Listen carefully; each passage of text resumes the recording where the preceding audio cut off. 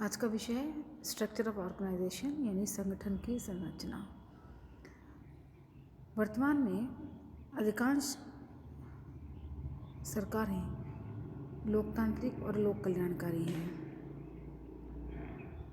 सरकार के शासन के 3 अंग होते हैं: कार्यपालिका, व्यवस्थापिका और न्यायपालिका। व्यवस्थापिका वो जो कानूनों का निर्माण करती है, कार्यपालिका कानूनों का क्रियान्वयन करती है और न्यायपालिका जो कानूनों की व्याख्या करती है।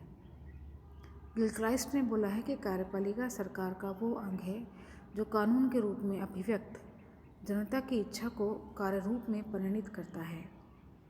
यही वो धुरी है जिसके चारों ओर राज्य का वास्तविक प्रशासनिक तंत्र घूमता है। भारत में कार्यपालिका का स्वरूप इस प्रकार का है: नाम मात्र की राजनीतिक कार्यपालिका जिसका प्रधान राष्ट्रपति होता है, वास्तविक और राजनीतिक कार्यपालिका प्रधानमंत्री और उसका मंत्रिपरिषद इसमें आता है, और तीसरा है प्रशासनिक कार्यपालिका जिसमें समस्त कर्मचारी वर्ग को हम सम्मिलित करते हैं। लोक प्रशासन का मुख्य संबंध शासन के कार्यपालिका अंग से है, जो जनता के द्वारा निर्वाचित प्रतिनिधियों से युक्त संस्था के द्वारा निर्मित कानून, नीति और कार्यक्रमों को यथार्थ में लागू करता है।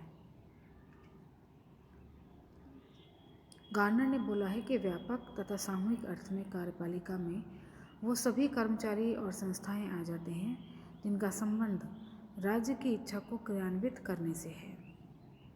जहाँ नाममात्र और वास्तविक राजनीतिक कार्यपालिका अस्थायी हैं, वहीं प्रशासनिक कार्यपालिका को कुछ स्थायित्व प्राप्त है।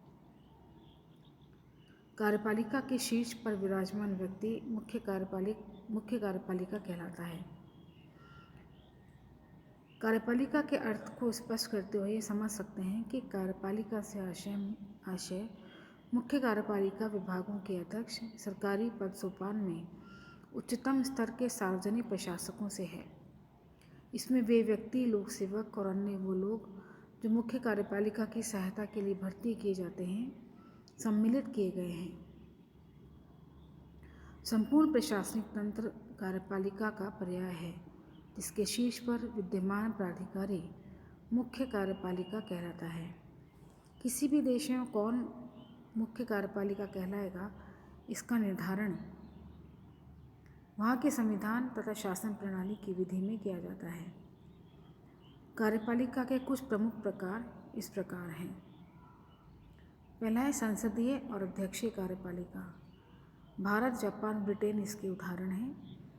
संसदीय व्यवस्था में 2 प्रकार की कार्यपालिका होती है: राष्ट्रपति अर्थात नाम मात्र की कार्यपालिका, जो कि संवैधानिक प्रमुख होते हुए भी नाम मात्र की कार्यपालिका वास्तविक कार्यपालिका के परामर्श के अनुसार ही कार्य करती है। संसदीय प्रणाली में वास्तविक कार्यपालिका के रूप में प्रधानमंत्री और उसकी मंत्रिपरिषद को सम्मिलित किया जाता है।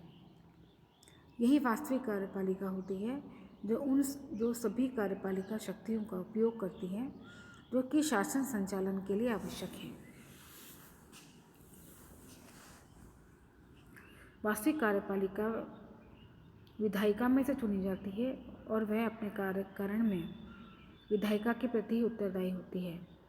दूसरी ओर अध्यक्ष शासन प्रणाली कार्यपालिका, जिसको हम एकल कार्यपालिका कहते हैं, इसका श्रेष्ठ उदाहरण अमेरिका है। वहाँ राष्ट्रपति ही सर्वोच्च कार्यपालिका होता है। वो न तो विधायिका का भाग होता है, न ही उसके प्रति उत्तरदायी होता है। फिर आता है एकल और बहुल कार्यपालिका। जब कार्यपालिका से संबंधित सभी निर्णय एक व्यक्ति लेता है तो वह एकल कार्यपालिका कहलाती है, जैसा अमेरिका में होता है। दूसरी ओर स्विट्जरलैंड की कार्यपालिका, जिसको बहुल कार्यपालिका बोलते हैं, स्विट्जरलैंड की कार्यपालिका में समान स्तर के 7 सदस्य मिलकर एक बहुसदस्यीय निकाय बनाते हैं। ये सदस्य विधायिका में से चुने जाते हैं और विधायिका के प्रति ही उत्तरदायी होते हैं। इन्हें किसी ने एक निश्चित अवधि से पूर्व हटाया भी नहीं जा सकता। फिर आता है पैतृक और निर्वाचित कार्यपालिका, जो कि ब्रिटेन, जापान, स्वीडन और नेपाल में पाई जाती है, जहाँ राष्ट्रपति का पद वंशानुगत है, अर्थात राज्याध्यक्ष की मृत्यु के बाद उसकी संतान या संबंधी को ही राज्याध्यक्ष बनाया जाता है। दूसरी ओर भारत, फ्रांस, अमेरिका और इटली में राष्ट्रपति का चुनाव होता है। जिन लोकतांत्रिक देशों में राज्य का अध्यक्ष पद पैतृक है, वहाँ राज्याध्यक्ष को कार्यपालिका की वास्तविक शक्तियाँ भी नहीं दी गई हैं। हम संसदीय और अध्यक्षीय कार्यपालिका में कुछ अंतर भी देख सकते हैं। जैसे संसदीय कार्यपालिका में कार्यपालिका का निर्माण विधायिका में से होता है, जबकि अध्यक्षीय शासन प्रणाली में विधायिका से वह पृथक रहती है, स्वतंत्र रहती है। संसद में कार्यपालिका दो प्रकार की होती है, वास्तविक और नाममात्र की, जबकि अध्यक्षीय में ये एकल होती है। संसदीय कार्यपालिका का अध्यक्ष सरकार के अध्यक्ष की नियुक्ति करता है, जबकि राज्य का अध्यक्ष सरकार का अध्यक्ष एक ही होता है। संसदीय कार्यपालिका में मंत्रिपरिषद में सामूहिक उत्तरदायित्व का नियम लागू होता है। अध्यक्ष प्रणाली में यह नियम लागू नहीं होता। संसदीय व्यवस्था में कार्यपालिका विधायिका के प्रति उत्तरदायी होती है, जबकि अध्यक्षीय शासन प्रणाली में कार्यपालिका संविधान के प्रति उत्तरदायी होती है।